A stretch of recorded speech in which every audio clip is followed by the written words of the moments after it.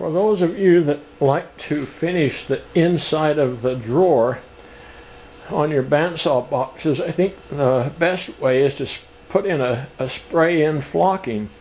The procedure is that you paint the inside of the drawer, all of this area, with an adhesive paint and then spray the flocking into it. But if you're working with oak, such as this, and the end grain is in the bottom of the drawer, it's very porous, very open, and so when you paint it, that paint will seep through that open grain and come out on the bottom of the drawer. So to avoid that, I think you need to seal that oak. And so that's what I'm going to try to show you now.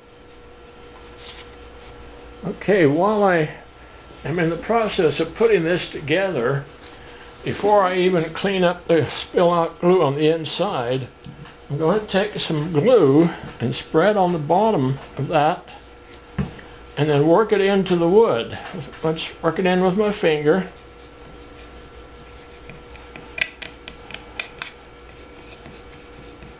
Got a little bit more than what I need here. So,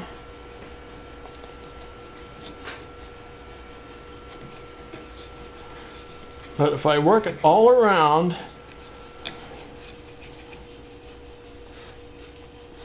okay, that will completely seal that wood. So now when I paint this with the paint, it won't seep through. In fact, you can see a little bit of the glue has come through on the outside here.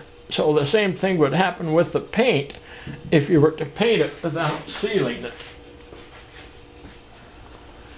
Now, if you're working with a drawer where the end grain is in the end of the drawer, you notice that that's cut very sharp and is very, very thin.